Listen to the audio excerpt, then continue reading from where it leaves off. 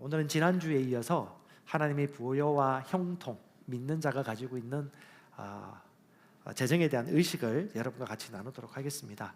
여러분 PPT 보면 아시겠지만 여러분 성공이란 단어 보시면 어떤 생각이 드세요? 성공, success, 중국어로成功 이렇게 하는데, 성공하면 일반적인 사람들 같은 경우는지 모르겠지만 그리스도인들 같은 경우는 대부분 긍정적 이미지보다는 약간 부정적 이미지를 많이 가지는 것 같아요. 성공이라는 뜻이 사전적 의미가 어떤 목적이나 뜻을 이루어가는 것이거든요. 이룬 것입니다. 그러면 이 성공에 대해서 중립적인 생각을 한다면 의미 있는 성공, 긍정적이고 유익을 주는 성공이 있는 반면에 또 한편으로는 그릇된 성공, 치명적이고 무익한 성공이 있을 수 있겠죠.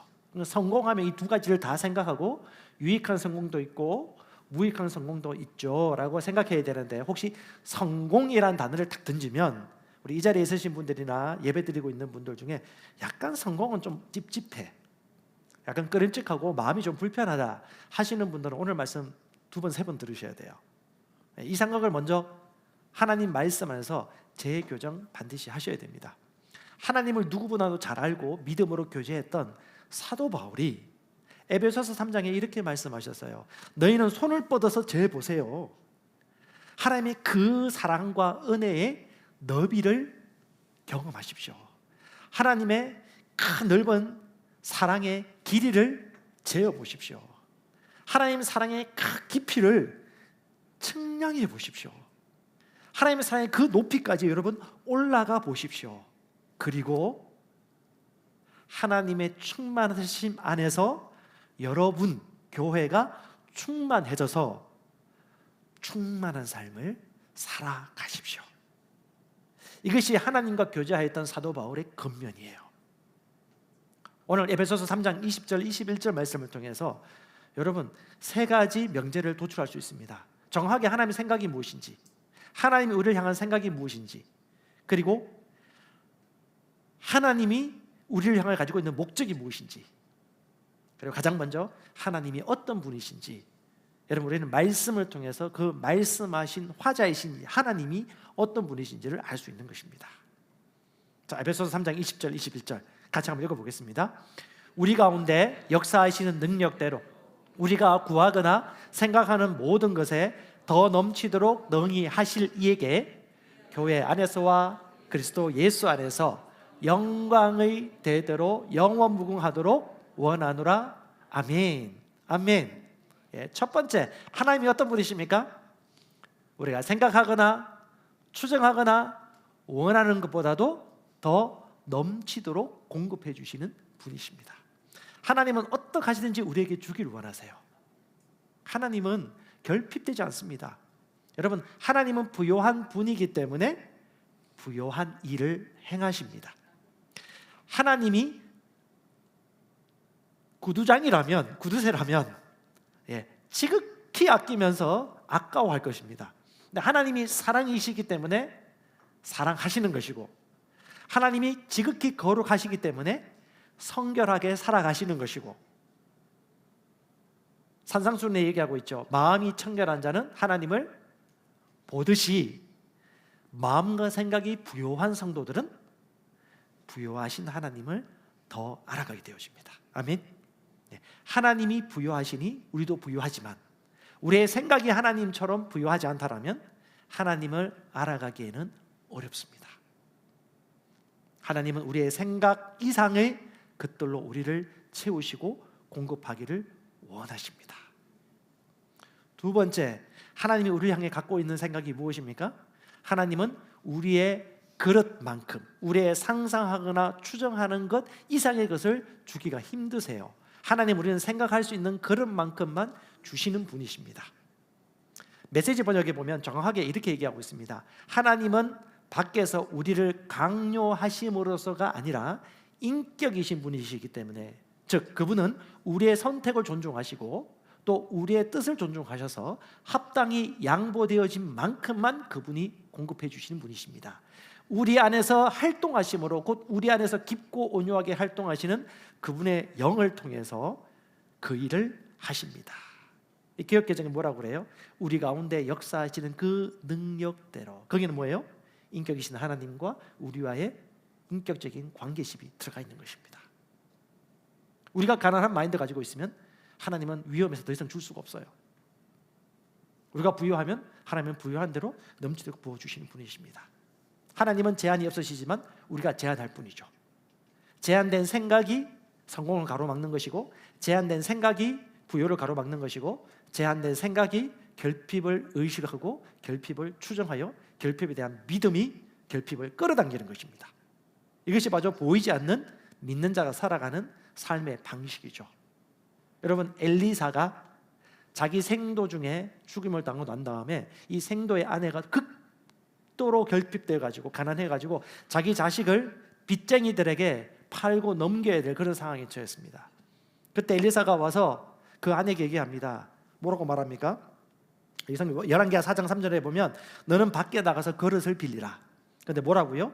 빈 그릇을 빌리되 조금 빌리지 말아라. 많이 빌려라. 왜요? 빌린 만큼 채워질 것이기 때문에. 그래서 그는 조금 빌리지 말고 많이 빌려왔습니다. 그래서 그 남겨진 딱 기름 얼마 있는 것을 붓기 시작했습니다. 그릇을 갖다 놓는 대로 기름이 멈추지 않고 흘러 넘쳤어요. 근데 결과가 어떻게 됐습니까? 그릇에 결국 다 차버렸습니다. 갖고 온 그릇이 얼마인지 모르겠습니다. 양이 좀 되었는데 다 차버렸어요. 그리고 이렇게 얘기합니다. 성경에서는요, 여인이 아들에게 이르되 아들아 그릇을 내게 가져오라 하니 아들이 얘기합니다. 다른 그릇은 없습니다 라고 하니 기름이 곧 그쳤더라. 하나님은 우리가 하나님이 주신 복을 누리고 나누어 주고 베풀고 심고 풀어주는 인생을 살기를 원하십니다. 받을 줄도 알고 취할 줄도 알고 심을 줄도 알고 거둘 줄 아는 인생, 그 지경이 사람마다 넓어지기를 원하십니다. 하지만 우리가 받을 수 있는 그릇만큼만 주님 땅 공급할 수 있다는 것을 반드시 기억하셔야 됩니다.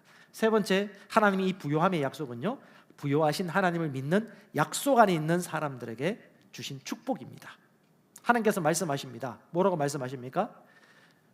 교회 안에서와 예수 안에서 영광이 대대로 영원 무궁하기를 원하노라. 하나님의 영광과 능력과 존귀함이 믿는 자를 통해서 흘러가기를 원하십니다. 즉, 이 세상에 있는 모든 사람들은 그리스도인들의 부요함과 형통함과 감사와 기쁨과 만족과 긍휼하심과 나눔과 사랑과 자비함을 바라볼 때 몸인 그들의 머리이신 예수님을 찬양하고 경배하고 주님을 따를 수밖에 없습니다. 바로 저와 여러분들의 부요함과 저와 여러분들의 사랑과 저와 여러분들의 긍휼함들이 하나님의 어떠하심으로 전달될 수밖에 없습니다. 여러분, 사람이 극빈하고 지극히 당면한 피로 때문에 힘겨워하면서 집세 내라, 생활비 내라, 공과금 내라, 뭐 관리비 내라, 뭐 책값 내라라고 하면서 염려하고 근심 걱정하고 당장 오늘 먹을 양식을 위해서 기도하고 살아가는 인생을 바라볼 때에 하나님이 더 큰 능력과 영광 가운데 쓰기를 원하시는데 그 능력대로 쓸 수 없는 상황에 직면하게 되어집니다. 왜? 현재 필요로 하는 것들에 대한 염려와 근심과 피로밖에 못 가고 있기 때문에. 다시 말합니다. 하나님이 아까 뭐라고 말씀하셨죠? 당신이 상상하고 추정하고 생각하는 것 이상으로 주실 수 있는 분이시지만 우리가 필요로 하고 원하고 구하는 것 이상을 받기가 어렵습니다. 근데 하나님은 우리가 필요로 하는 것 이상으로 풍성하게 공급하기를 원하십니다. 자, 하나님이 세워놓으신 영적 법칙을 다시 한번 보시기 바랍니다. 오늘 여러분 생각을 바꾸셔야 돼요. 지난주에서 2번 합니다. 이게 참 신기해요. 그렇게 말씀을 듣다가 뒤로 돌아가면 그래도 또 부정적인 생각이 들어와. 얼마나 오랫동안 부정적인 의식으로 잠식되어 있든지, 수많은 성경에 근거하지 않은 지식들을 여러분들은 받아들였기 때문에 하나님이 주신 재정과 돈에 대해서 중립적인 입장도 아니에요. 오히려 부정적인 입장을 더 강화시키기 시작했습니다. 사실관계 확인 없이, 말씀에 근거하는 사실에 대한 관계 확인 없이 우리 누군가로부터 성경에 근거하지 않은 정보들을 듣고 입력시켰습니다. 그래서 성경에 근거하지 않은 많은 입력된 정보들이 우리의 삶을 좌지우지하여 믿음으로 작동하게 되었습니다. 자, 성경 한번 보십시다. 민수기 13장에 보면 가데스 바니아에 12명의 정탐꾼을 모세가 보내었는데 12명의 정탐꾼들 중에 10명 이상, 이건 퍼센티지 생각하시면 될 거예요. 12명 중에 10명이 몇 퍼센트인가요? 엄청난 많은 퍼센트의 사람들이 하나님이 주시겠다고 한 약속이 그렇게 있었음에도 홍해를 가르고 만나와 메추라기를 먹이시는 그 하나님을 보았음에도 불구하고 그 땅을 주겠다고 했음에도 불구하고 그들은 부정적 의식에 사로잡혀서 긴박하게 반응합니다. 보세요. 그들은 사실보다도 일종의 믿음을 가지고 상상하고 추정합니다. 여러분, 가나안 땅 족속들이 거구이고 힘이 있고 강한 건 맞아요. 또한 하나님이 그 땅을 우리에게 주겠다고 한 사실도 맞습니다.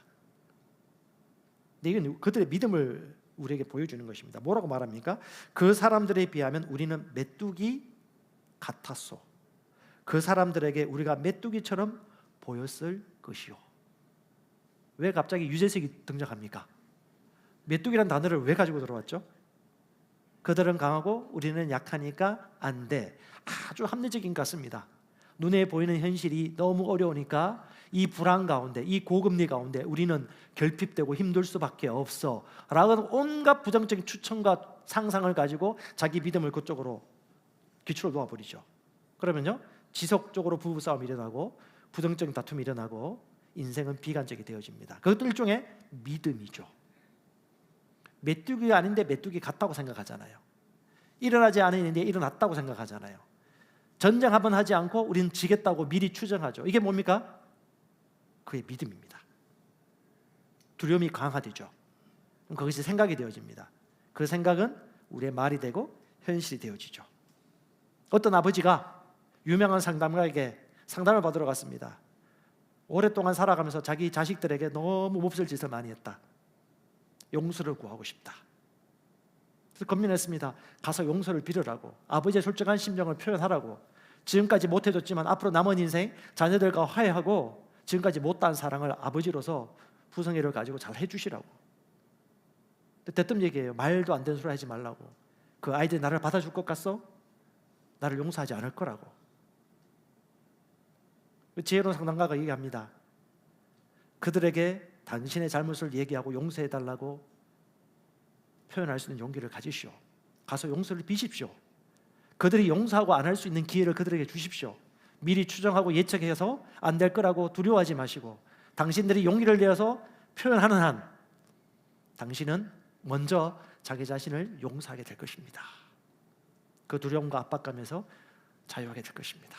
얼마나 많은 그리스도인들이 아직도 이루어지지 않은 것들을 바라보면서 두려워하고 염려하고 어둠의 그림자를 가지고 힘들어하고 있는지요. 마찬가지입니다.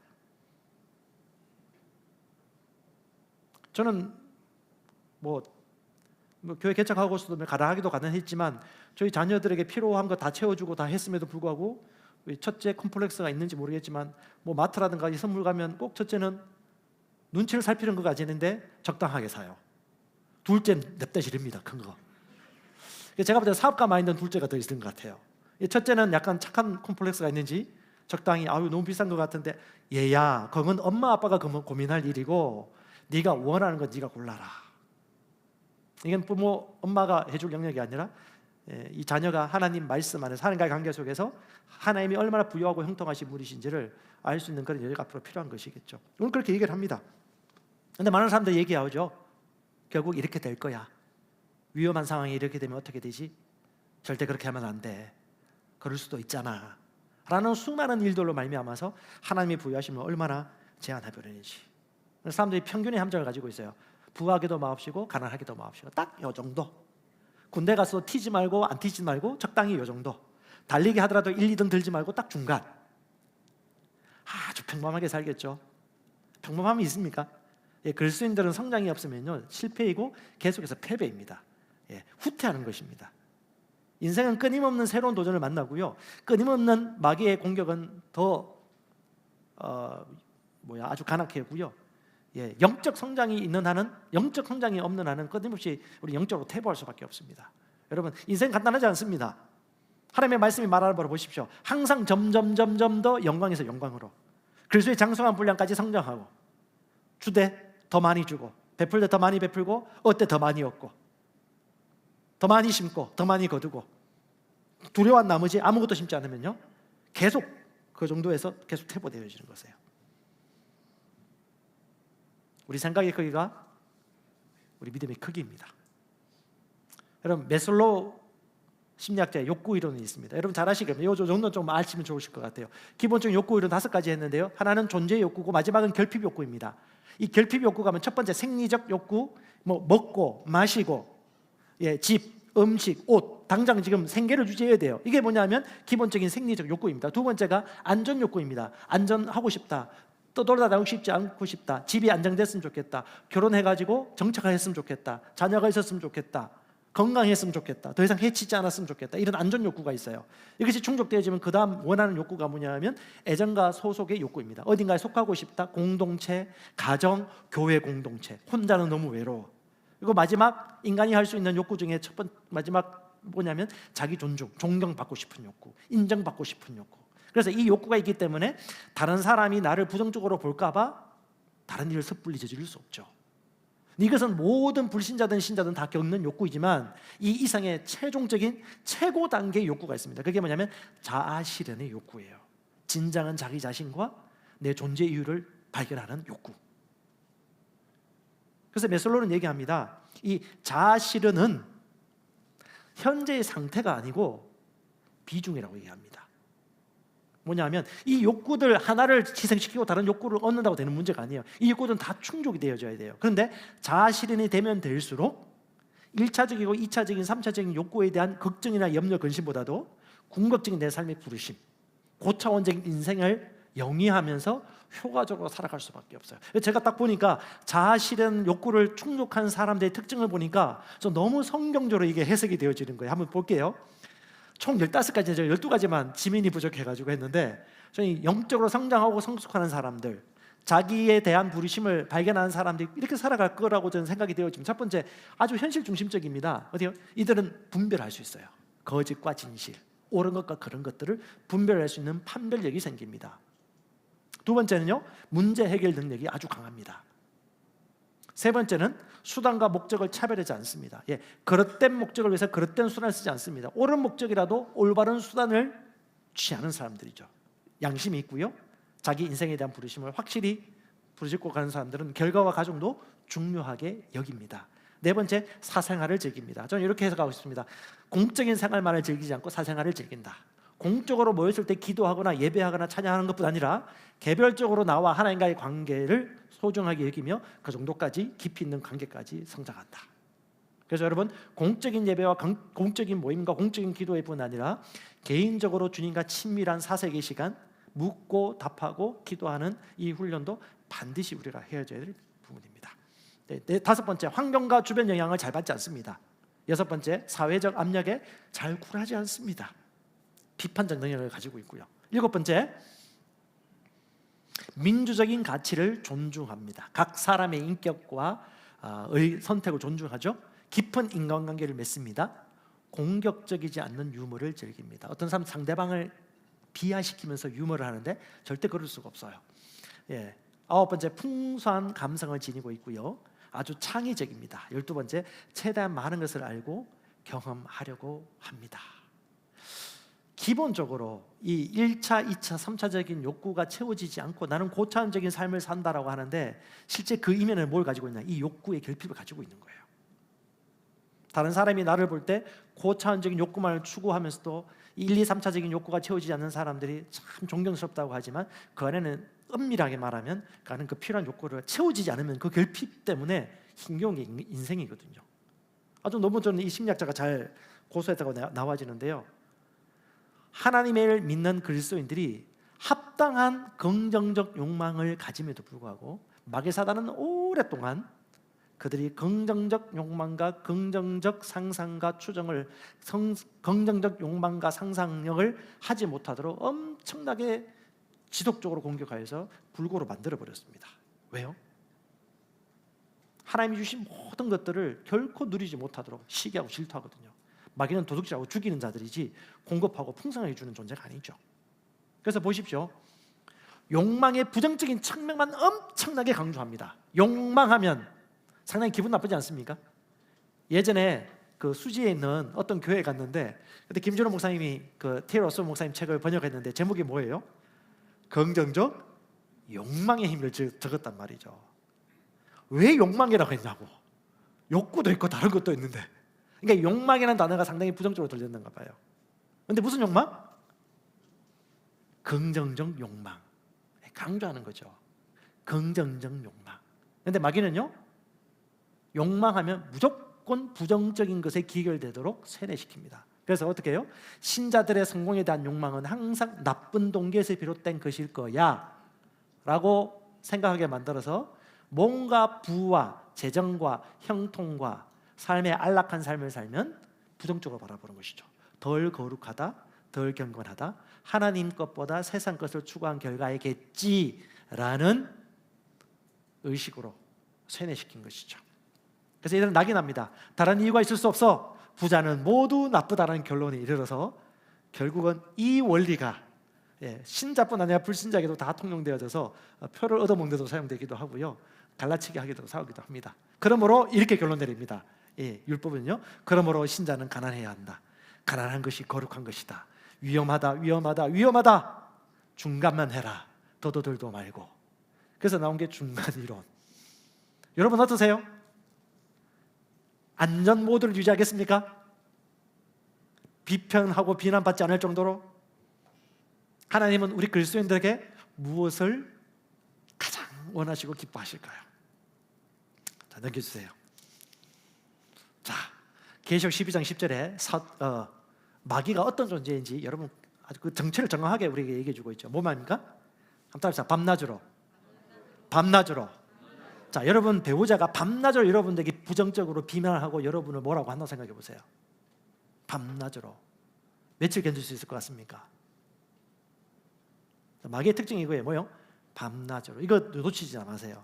밤낮으로 끈질깁니다. 온갖 부정적인 소식과 소문을 통해서, 사람들을 통해서 밤낮으로 끊임없이 하나님 앞에서 우리 형제들을 헐뜯고 고발하는. 밤낮으로 뭐예요? 헐뜯어요. 밤낮으로 고발해요. 밤낮으로 정죄합니다. 밤낮으로 그 의식을 죄의식으로 바꿉니다. 긍정적 욕망을 가지면 죄의식과 기결되어지도록, 정죄감에 빠지도록. 바로 그 마귀가 하늘에서 쫓겨난 것이에요. 지금도 마찬가지입니다. 끊임없이 끌어내립니다. 위험하다, 위험하다, 안 된다, 안 된다. 얼마나. 근데 여러분 아시겠습니까? 제3세계라든가 개발도상국들이나 빈국에 가보면요, 대부분 구제하고 사업하시는 멤버들이 누구냐면 기독교인들입니다.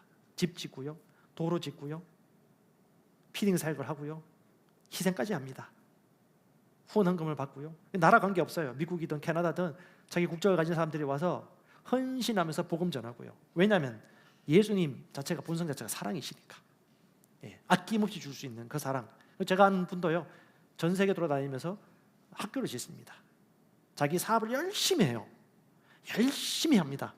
열심히 공부하고요, 투자하고요, 또 그 사업 비용을 가지고 집 짓기 운동을 하고 있고요, 인권 운동도 하고 있고요, 또 수많은 사람들에게 선한 영향을 끼칩니다. 대부분 그리스도인들 많아요. 그런데 이 언론은 대부분 그리스도인들 중에 대형 교회라든가 부정적인 측면을 엄청나게 강조를 하죠. 밤낮으로. 이거 어떻게 해요? 교회가 재정과 물질과 부와 사업과 연결되어지면 이게 부정적인 이미지가 사람들에게 내리가 박히는 거예요. 그러면 부정적이다 그 자체가 뭐예요? 이미 부정적인 믿음이 발동되고 있는 것입니다. 판단하고 있는 것이죠. 여러분 잘 아시는 유명한 성공학의 법칙이라든가 유명한 자기개발 저서들 가지고 있는 저자들 기억나시죠? 뭐 데일 카네기라든가 랄프 와일드 에머슨이라든가 뭐 나폴레온 힐이라든가. 여러분 이런 분들 보면요, 어떤 사람들은 막 경기를 하는 분들이 있어요. 성공 법칙, 이 뭐 성공하기 위한 술수와 기교뿐이잖아라고 하면서 아주 부정적으로 생각하시는 분들이 있는데, 그럼 다시 한번 생각해 보세요. 그 이건희 삼성 회장이 그 얘기했죠. 항상 업의 본질이 무엇인지 물어보라고 했어요. 업의 본질이 무엇인가? 이 사업의 본질이 무엇인가? 자, 그러면 나폴레온 힐이라든가 랄프 와드 에머슨은 어떤 본질을 가지고 그런 책을 썼는가? 고민 한번 해보셔야 돼요. 제가 그 책을 한번 열어봤어요. 보면 볼수록 제가 예전엔 그렇지 않았거든요. 근데 하나님의 부요함과 하나님이 믿는 자들에게 가지고 있는 그분의 의도와 생각을 알고 난 이후에 다시 한번 책을 읽어보니까 그분들이 뭘 말하고자 하는 본질이 보이기 시작하는 거예요. 뭐가 보이느냐? 여러분 잘 아시는 분도 계시지만 클레멘트 스톤이란 아주 유명한 그 보험이라든가 이쪽에 좀 전설 같은 분이 있죠. 그분이 정확하게 성경 이야기를 얘기해요. 뭐냐면 한 사람의 미래를 우리가 예측할 수 있는데 그 사람이 자기 자신을 어떻게 정의하는가에 따르다. 실제 랄프 waldo 에머슨이라든가 데일 카네기라든가 나폴레옹 힐 같은 경우는 목사님 아들입니다. 오랫동안 중세와 교회가 돈과 재정에 대해서 정죄하고 핍박시하다 보니까 이분들이 요셉이라든가 다니엘이라든가 예수님이라든가 요수아라든가 아브라함을 통해서 배웠던 형통과 형상의 법칙을 그것을 이제 표현함에도 불구하고 교회로부터 핍박받고 정죄받을까 봐 싶어서 그것을 언어를 바꾸어서 다르게 표현하기 시작했어요. 어떻게? 우주적인 힘, 나폴레옹 힐 같은 경우는 뭐라고 말합니까? 마스터 마인드라고 하죠. 그 단어들이 다 어디서 왔냐? 결국은 하나님이 주신 영적인 법칙이고 하나님의 믿음의 일꾼들을 통해서 본받고 연구하여 관찰하여 얻은 결과들이에요. 근데 이것들이 워낙 종교와 이 세상 권력들이 정죄시하고 마녀 재판하고 비판하다 보니까 이 용어를 바꿔가지고 다른 거 바꾸는 것이죠. 실제 이분들의 책을 한번 읽어보시면 너무 감사해요. 야, 어떻게 이렇게 믿는 자든 불신자든 간에 하나님의 부요함을 알아갈 수 있도록 어떻게 이런 용어를 이렇게 아름답게 개념을 정립했을까? 부정적이기보다는 저는 긍정적으로 보이더라고요. 여러분 어떻게 보이시나요? 클레멘트 스톤이라는 사람, 그분의 일대기를 좀 읽다 보니까 몇 가지 그분이 살아갔던 삶의 방식이 있는데 제가 좀 몇 가지 추려봤습니다. 첫 번째, 매일 밤 하나님께서 길을 주시고 도움을 달라고 기도하는 인생 살으셨고요. 두 번째, 충분히 잠을 자고 맑은 정신으로 프레젠테이션 열정을 다하여 프레젠테이션하고 오가는 시간 단축하여서 지혜와 시간을 선용하고 성패는 잠재곡이 아니라 판매원의 마음과 중심의 태도에 달려있다고 믿었기 때문에 그런 불경기에도 안 된다는 생각을 철저하게 거절하고 아주 탁월한 성과를 거두었습니다. 여러분 잘 아시는 랄프 waldo 에머슨 좋아하시는 분들 많이 계시죠? 주옥 같은 글들을 많이 남기지 않았습니까? 랄프 waldo 에머슨이 너무 고민했어요. 내가 알고 있는 성경과 교회에서 설교로 가르치는 내용들이 너무 갭이 큰 거예요. 너무 충격이었어요. 그래서 그가 내렸던 결론이 뭐냐면 너무 논리적이지 않다. 교회에서 가르쳐주고 있는 이 가르침들이 너무 성경적이지 않고 논리적이지 않다라고 결론 내렸어요. 그 내용이 어떤 내용이냐 이것입니다. 오직 악한 자들만이 이 세상에서 성공하고 착한 사람은 비참하게 삶으로써 자신들의 겸손과 경건을 오히려 증명해야 되는 세상. 뭔가 이상해. 내가 알고 있는 하나님이 이런 하나님이고 이들이 알고 있는 하나님과 내가 알고 있는 하나님이 왜 이렇게 다를까? 고민하는 거예요. 두 번째, 지금 이 땅에서 부유하게 사는 것은 죄다. 악한 사람은 형통하고 의인은 가난해야 한다. 저는 솔직히 저기 복에 가는 교회, 서울에 있는 복에 가는 교회 앞에 보면 하나님의 교회가 있습니다.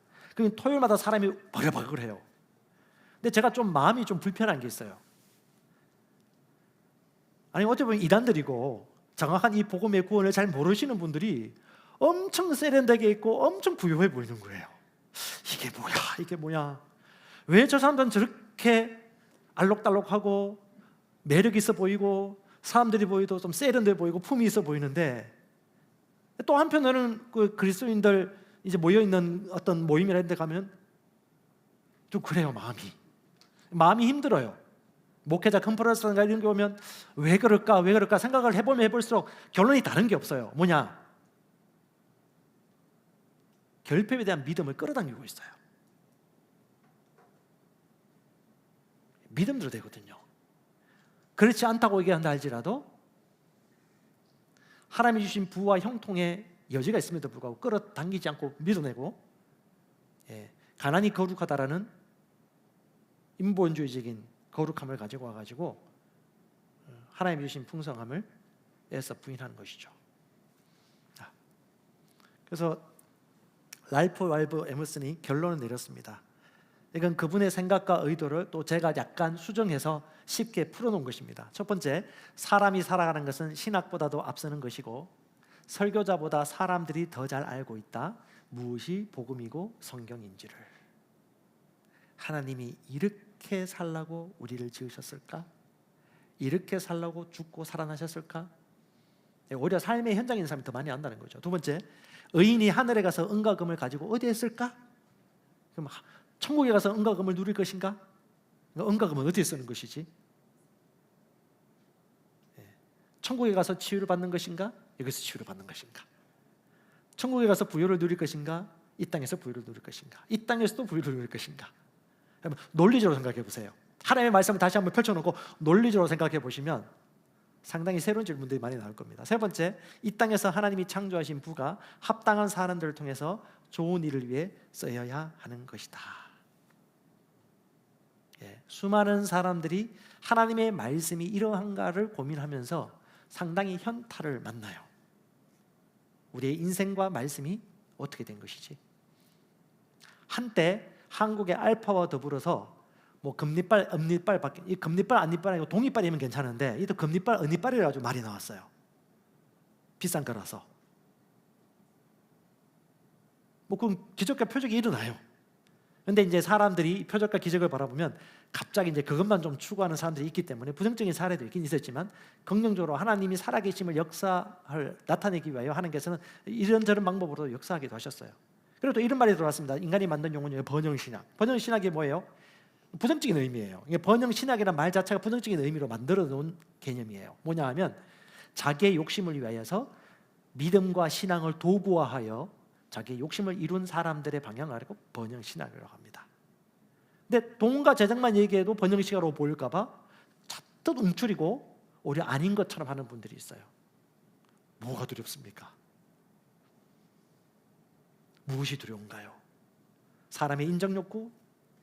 성경이 뭐라고 얘기하는지 정확한다면 내가 번영신학의 그 대상이 아니라면 두려울 게 없거든요. 하나님의 말씀이 뭐라고 말하는가에 대한 결론이 난 사람들은 사람에게 좋게 하는 명예욕을 중요하게 여기지 않습니다. 네, 여러분, 이것은 항상 우리가 평생 동안 살아가면서 부딪혀야 될 사안입니다. 하나님은 우리 믿는 자들이 하나님의 말씀을 통하여서 비전을 발견하고 그 비전을 실천적으로 이루기 위하여 이 땅 가운데서 하나님 주신 재물을 마음껏 활용하고 긍정적 욕망을 사용함으로 말미암아 재물을 얻을 뿐 아니라 재물을 흘려보내고 취하고 베풀고 나누고 얻는 삶을 살도록 계획하셨습니다. 저는 우리 교회 성도들이 가난하지 않았으면 좋겠습니다. 좀 더 엄밀히 말하면 가난한 마인드를 가지지 않았으면 좋겠고 가난한 믿음을 다 털어내었으면 좋겠습니다. 오늘 제가 뭐 어떻게 했으면 좋겠습니까? 라는 실질적인 얘기는 오늘 다 하지 않을 거예요. 성경에서 말하고 있는 부분들은 다음 주부터 제가 얘기할 건데 여러분, 하나님께서는 우리에게 합리적으로 생각하라고 말씀하세요. 하나님이 어떤 분이시고 성경이 어떤 분이신지, 복음이 뭐라고 말하고 있는 것인지, 그것이 진짜 복음인지. T.L. 오스본 목사님 아시죠? 우리 T.L. 오스본 목사님은 수십 년 동안 10대 후반 때부터 선교사로 나가서 복음을 전했던 분입니다. 그분은 가는 곳들마다 복음을 전파하고요, 엄청난 많은 분들의 후원을 받고 수억 건의 책을 무상으로 아프리카와 저 아시아에 나눠져 가지고 엄청나게 많은 영혼들이 예수 믿게 하셨고요, 또 그들에게 치유하신 하나님 여호와 라파의 하나님을 증거하고 복음 전파했습니다. 여러분 잘 아시는 라도나 오스본 목사님 딸이지 않습니까? 그분이 작년인가 코로나 기간에 그 수지에 오셨어요. 그때 저도 참석했습니다. 저는 라도나 오스본 목사님 보면 늘 생각하는 것이 그냥 T.L. 오스본 목사님 생각이 나요. 그분과 같이 사역 마지막 하셨잖아요. 대지 오스본 목사님 돌아가시고 난 다음에 두 분이 열정적으로 사역을 하시는데 그 마음의 순전함, 순수함, 빨갛게 입술 칠하시고 호랑이 같은 눈을 가지시고 할리 데이비스 오토바이 타시는 그 할머니 사역자, 그 외모보다도 뭐 하나님 나라 의를 위해서 모범으로 먼저 살아가신 그분들의 행적, 그 삶이 너무 귀한 거예요. 너무 아름다운 거예요. 근데 그분들이 영, 홈, 몸, 관계, 재정, 건강 모든 분야 속에서 하나님이 합당하다고 생각하는 것들을 아낌없이 마음껏 누리며 살아가면서 나눠주고 있는 희망의 메시지를 증가하는 믿음의 사람들이죠. 아마 내년에 오게 될 것 같은데 저는 너무 기대가 되어지고 그냥 특별한 메시지, 우리 똑같은 메시지 나눌 거예요. 근데 그런 삶을 살고 있는 분들을 바라보니까 여러분 그거 아십니까? 큰 바위 얼굴의 핵심 메시지가 무슨 말입니까? 자기가 존경하는 사람은 결국 당하게 돼 있다는 거거든요. 우리가 하나님을 사랑하고 하나님의 부르심의 소망들을 믿고 인식하는 사람들이라면 그는 하나님을 닮아갈 수밖에 없습니다. 돈은 우리에게 필요한 도구일 뿐이죠. 하지만 돈 자체, 부요 자체를 가지고 함부로 판단하거나 정죄의식과 결핍의식에 빠져버린다면 하나님이 주시고자 하는 그 더 큰 능력의 삶을 오히려 살아갈 수가 없습니다. 티에로서 목사님 뭐라고 말했는지 한번 보십시다. 가장 큰 죄 중 하나는 본질이 무엇인지 보세요. 액면가로 보지 마시고 이분이 뭘 말하려고 하는 것인지 논리적으로 생각해 보세요. 가장 큰 죄 중 하나는 아마도 자신을 훈련하지 않고 재능을 사용하지 않아서 지금 여기서 물질적 성공을 얻기를 거절하는 것일 것이다. 냉철하게 표현하고 있죠. 그리스도인들이 가난과 결핍 의식의 노예가 되어져서 하나님이 주신 자원들을 썩히고 있다. 사탄은 하나님의 복을 다른 사람들과 나누기 원하는 물질적 수단을 우리가 가지고 있지 않다면 우리가 얼마나 많은 영적인 부를 가지고 있든지 관심이 없다. 자, 영적인 부를 갖지 말라는 이야기가 아니란 얘기 아닌 거 아시죠? 영적인 부요와 물질적 충족과 연관되어 있다. 즉 재물과 삶 또한 영적인 것인 거라고 우리한테 얘기해 주는 거예요. 하나님은 우리를 지으실 때 하나님의 영감으로 지으셨습니다. 아름다워요. 옆 사람 한번 보세요.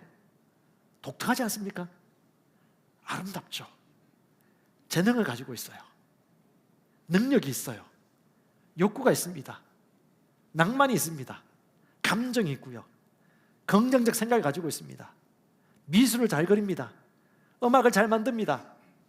우리 막내는 그림을 좀 그려요. 물론 미술 전문 학교에 비하면 아무것도 아니지만 근데 너무 감격스러워요. 엄마도 아빠도 미술 재능이 없는데 얘는 어떻게 미술을 할 수 있지? 너무 신기해요. 하나님이 이렇게 다 다양하게 만드셨구나. 너무너무 신기해요. 하나님이 얼마나 많은 사람들이 다양한 색깔과 다양한 재능을 통해서 이 땅 가운데 하나님의 영광을 나타내길 원하시는지. 유명한 유대 랍비 중에 한 사람인 다니엘 라핀이 그런 얘기했습니다. 하나님은 창조를 너무너무 좋아하신다. 창조적인 원리가 성경에 다 적혀져 있다. 그 창조의 하나님은 남자와 여자를 만드셨다. 서로 다르게 만드셨다. 예스만 안 하고 노도 하게 만드셨다. 그리고 그들은 창조했다. 아기를 창조했고 그들은 창조했다. 슈바이처와 아인슈타인과 에디슨을 낳게 만들었다. 하나님이 이 창조 활동을 통해서 하나님의 영광과 능력을 이 땅 가운데 나타내길 원하신다. 공부 잘하는 사람 공부 잘하지만 포크레인 잘하는 사람 포크레인 몰고요. 음악을 잘하는 사람은 노래를 만들고 특기가 있는 사람은 그 특기대로 살아갈 수 있도록 얼마나 풍성한 생각을 가지고 있는지. 여러분 재단하고 재고 계산하고 판단하는 생각을 내려놓으시고 가능성을 바라보시고 중간이라도 생각하시면 좋을 것 같아요. 부정적인 생각하지 마시고 하나님이 이 땅 가운데 베풀어 놓으신 하나님의 은사와 능력들이 얼마나 다양한 은사를 통해서 이 땅 가운데 모든 사람들이 혜택받기를 원하시는지. 기독교인들이 오랫동안 쏟고 있었다니까요. 너무 오랫동안 쏟았어요. 비참하게. 그래서 요즘 종종 만나는 분들 그런 얘기해요. 목사님 너무 가난하시면 안 돼요. 목사님 너무 가난하시면 사람들 예수 믿기 싫어한다고. 수많은 목사님들이나 선교사님 자녀들이 목사나 선교사라 하는 것을 상당히 지긋지긋해하고 힘들어하는 자녀들이 있어요. 일종의 그런 경험이 있었겠죠. 리더도 마찬가지입니다. 집사도 마찬가지고 장로도 마찬가지고. 여러분 교회하면 뭐가 떠오르세요? 부정적 이미지가 떠오릅니까? 무엇을 그렇게 많이 들으셨나요? 긍정적 이미지가 떠오르십니까? 어떤 것을 잘 보고 계신가요? 돈 하면 어떤 이미지가 떠오릅니까? 사업가 하면 어떤 이미지가 떠오르십니까? LG, 삼성, 기아 뭐가 생각나십니까? 부정적인 것만 생각나십니까? 그들이 남모르게 심었던 보이지 않는 그 씨앗들이 보이십니까?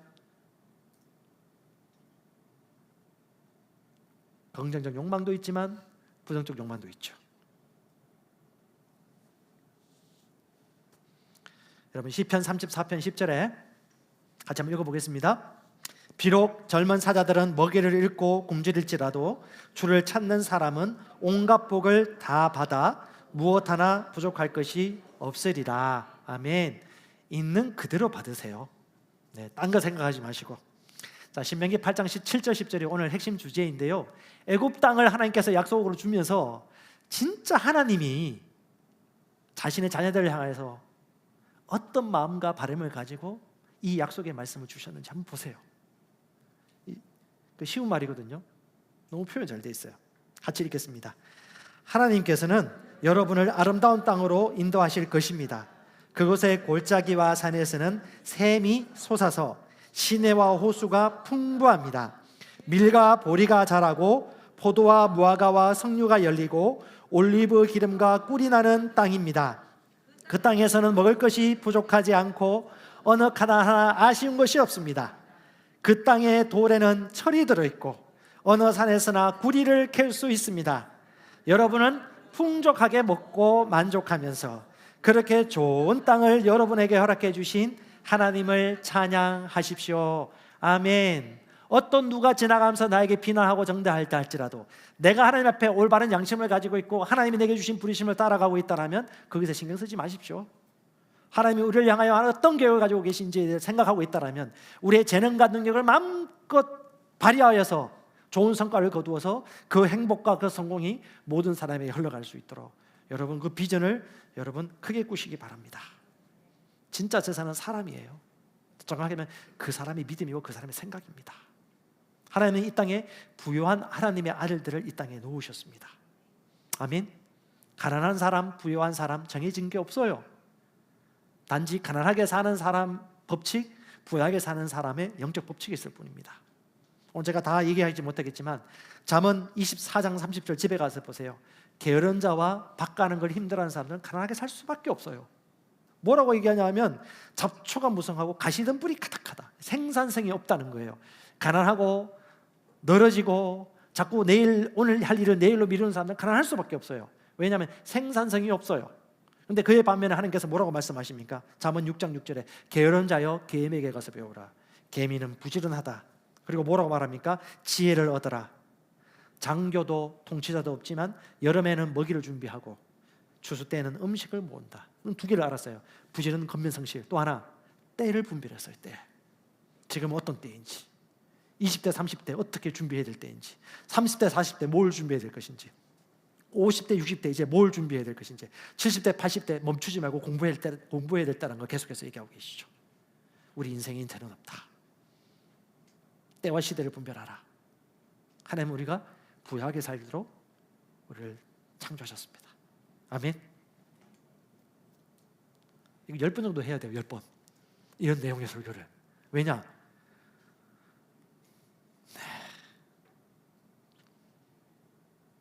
너무 수십 년 동안 세뇌를 당해가지고 선생님으로부터 교회로부터 책으로부터 언론으로부터 뉴스로부터 하나님 말씀보다 그것을 더 많이 받기 때문에 논리적으로 생각해 볼 수 있는 여지가 없어가지고 말씀 마무리할게요. 어른 동화라고 불리는 꽃들에게 희망이라는 책이 있습니다.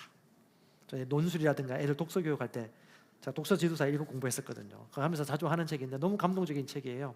그리고 아주 유명한 내용이 하나 나옵니다. 애벌레들이 날고 싶어가지고 날개가 되고 싶어가지고 막 기어 올라갑니다. 서로 막 치고받고 싸우고 더 빨리 올라가고 싶어 더 높이 올라가고 싶어서 막 치고 올라갈 때 헐헐 아름다운 황금색을 가진 나비가 날개를 펼치면서 그 옆에 와서 애벌레에게 외치합니다. 너 남들보다 높이 올라간다고 하면 절대 그 뜻을 이룰 수 없어. 절대 꽃들에게 희망을 줄 수 없어. 그리고 이렇게 얘기합니다. 너에게 한 가지 얘기해 줄게. 뭐야? 날개를 아름답게 휘저으면서 나비는 한마디 합니다. 너의 현재 애벌레 상태를 절대적으로 내려놓고 포기하지 않는 한, 미련 없이 버리지 않는 한 너는 그렇게 살아갈 수 없어. 아낌없이 미련 없이 너의 애벌레 상태를 포기하고 날기를 누구보다도 간절히 원해야 돼. 그러면 날 수 있다. 저는 오늘날 이 시대 가운데 있는 모든 그리스도인들에게 저는 이 메시지가 적용되어야 된다고 생각합니다. 간절히 원하지 않는 한 그 생각에서 벗어나기 쉽지 않을 겁니다. 긍정적 욕망의 힘 T.L. 오스본 목사님 책을 정독하면서 그 생각이 하나님의 말씀이라는 것에 설득이 되어서 내 의식이 되기까지 고뇌하지 않는다라면 여러분, 이 풍성하고 부유한 삶이 어떤 것인지, 하나님의 부유함이 어떤 것인지, 이것을 어떻게 써야 할 것인지에 대해서 지혜는 한계가 있을 수밖에 없습니다. 하지만 저는 여러분들과 도전하고 싶습니다. 여러분은 하나님의 희망입니다. 이 땅을 향한 하나님의 대안입니다. 하나님이 부유하고 어떤 분이신지를 여러분이 증거하십시오. 아멘. 찬양합니다.